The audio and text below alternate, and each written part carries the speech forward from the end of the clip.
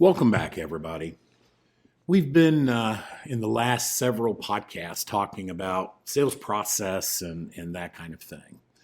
And this next little series of roughly six episodes is going to talk about qualification, sales qualification and sales qualification mistakes that are causing issues.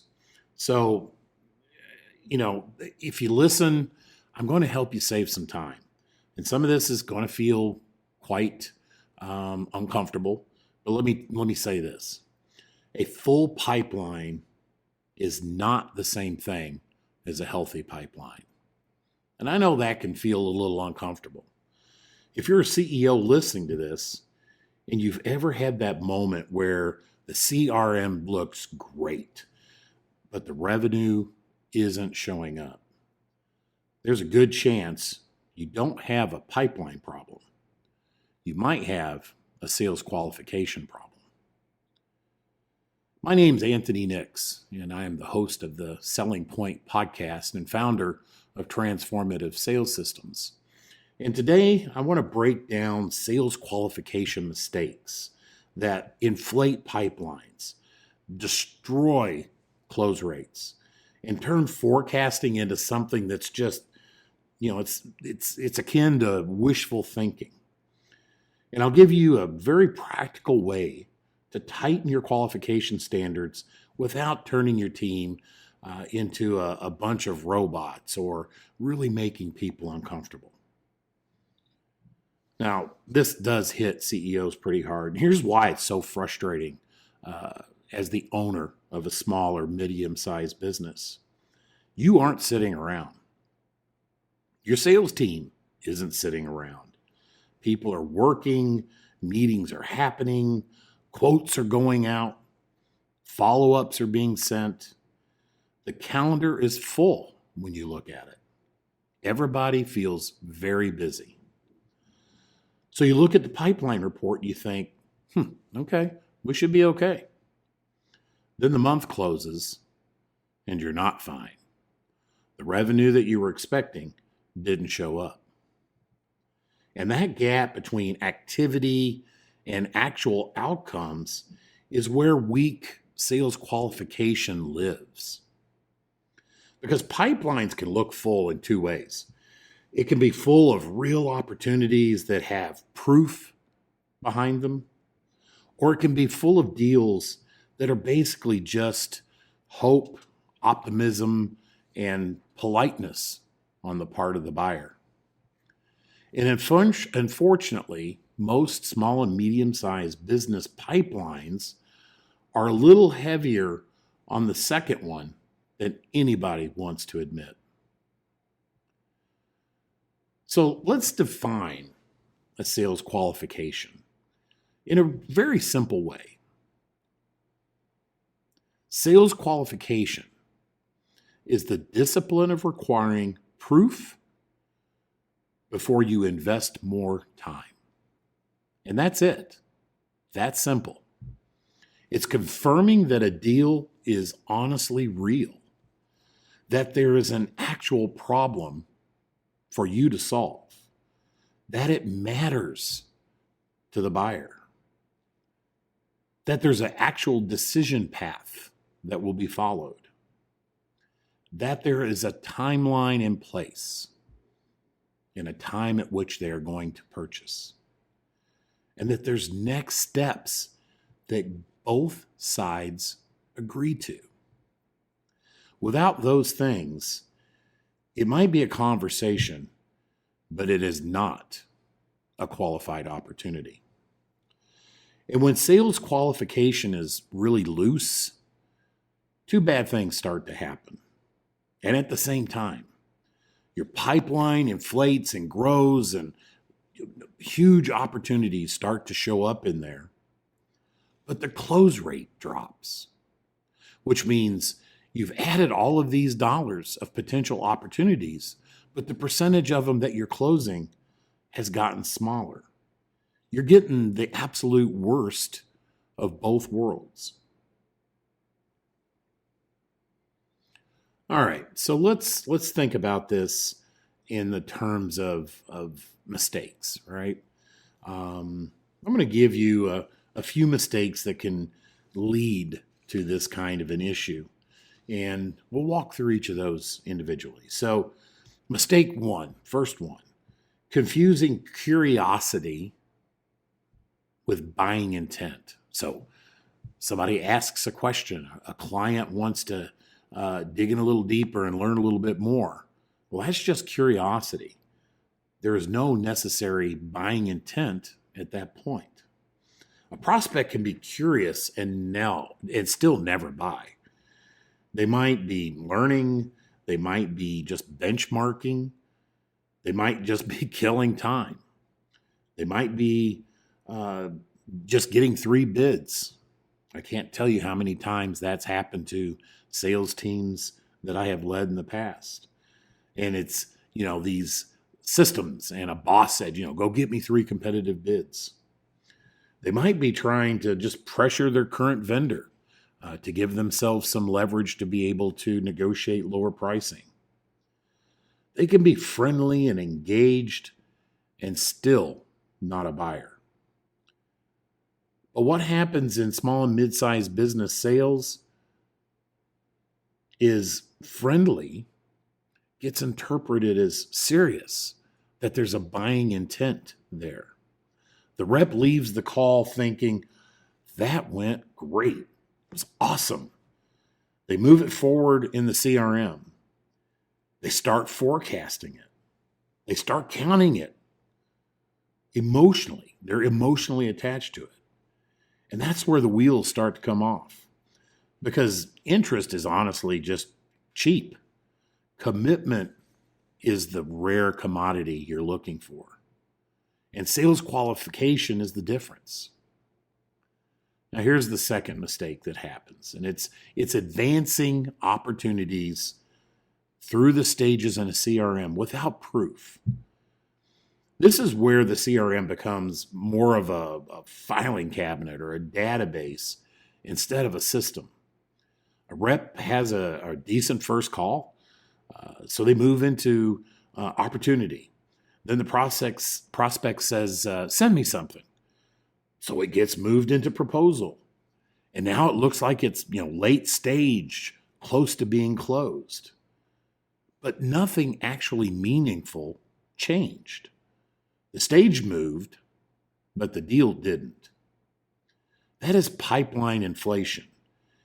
It's really unintentional. It is common. And it's absolutely destroying your forecast. So here's a truth. If you don't have entry and exit criteria for each stage of your sales process and in your CRM, you don't actually have stages. All you have are some loose labels that sales reps are putting opportunities in. So what's the third? Here's a third mistake. Send me a proposal. Boy, tell me how many times you've heard that. That is an expensive phrase. Send me a proposal.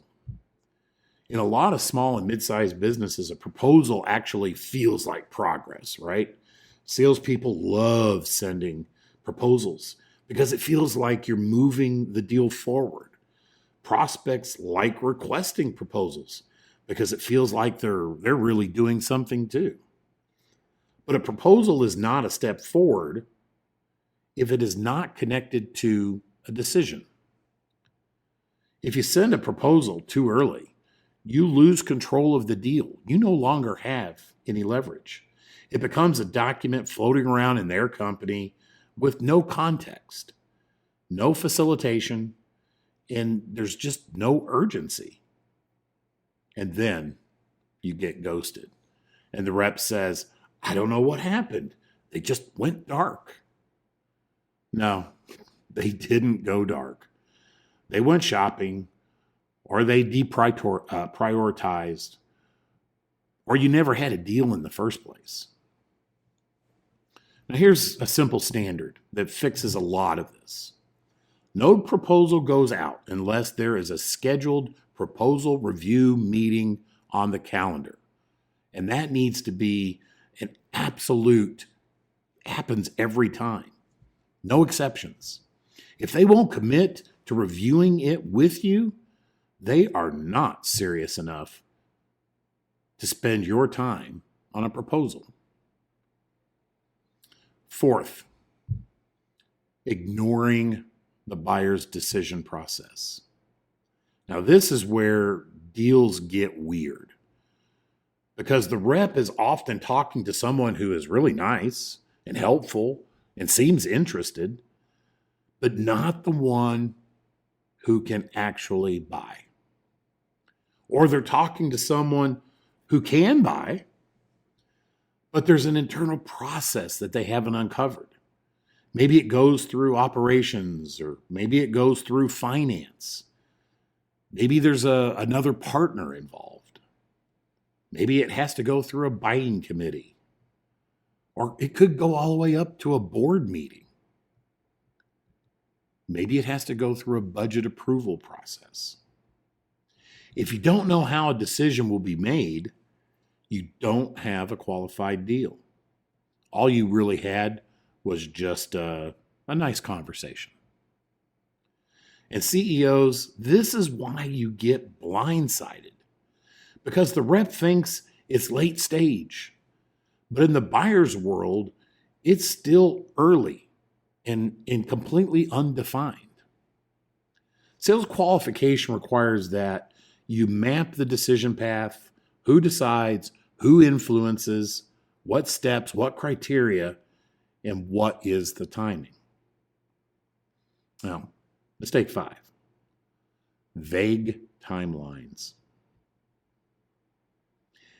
If the timeline sounds like maybe Q2, or soon, or we're thinking about it, that's honestly not a timeline. It's just hope. A qualified opportunity has a why now. And it doesn't have to be dramatic. It just has to be real. It can be a contract renewal. It could be a project deadline. It could be that the busy season's coming up. It can be there's a budget window to be able to make a move. It can be a facility is shut down. It can be operational pain the prospect is feeling that has reached a real breaking point for them. But if there's no consequences to delay, there is no urgency. And if there is no urgency, you don't have a deal that you can count on. So, all right, so I've given you these mistakes, problems that can hinder a sales opportunity. So let's talk about some potential fixes. Sales qualification has to be a standard. So a stage is a stage, and not a stage, right? A stage is where you just kind of hang out. A standard is a gate. You either meet it or you don't. So here's what I recommend for small and mid-sized businesses. And always keep it as simple as you can. You don't need a complicated methodology with 20 acronyms. All you're shooting for is proof. A deal is qualified only if you can answer these questions clearly. There's 5 of them. What problem are they solving and why does it matter? Who decides and who influences the decision? How are they going to evaluate options and make the decision? What is the timeline? And what happens if they do nothing? And what is the next step? And when is it scheduled?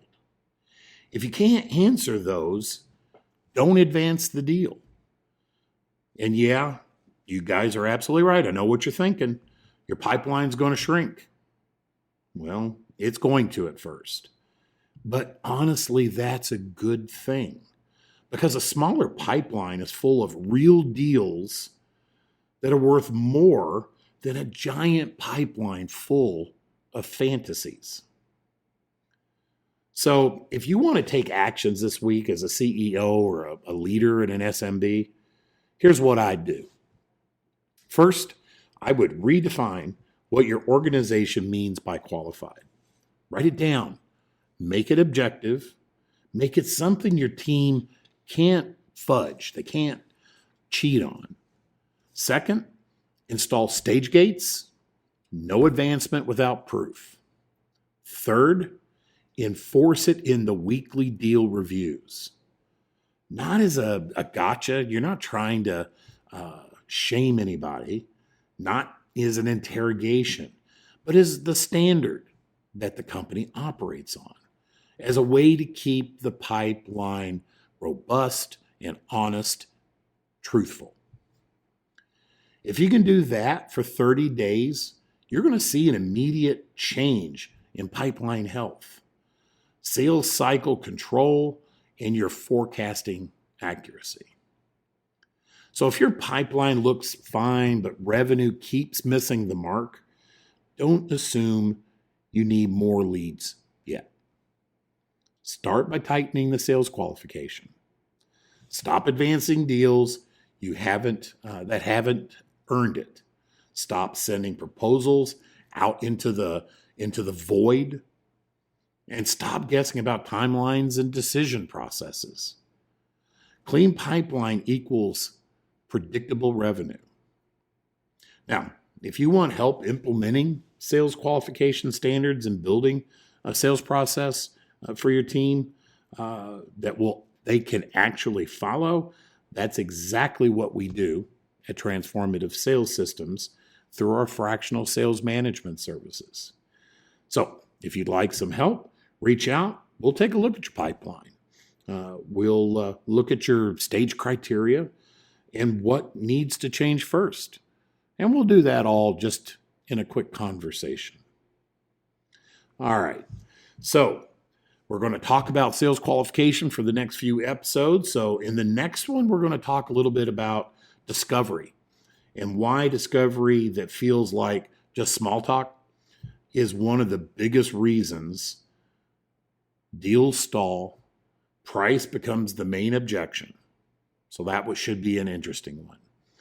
I appreciate you all for listening to the Selling Point podcast. Again, my name's Anthony Nix, and I am your host, and I'm looking forward to the next episode. So enjoy your week. Onward.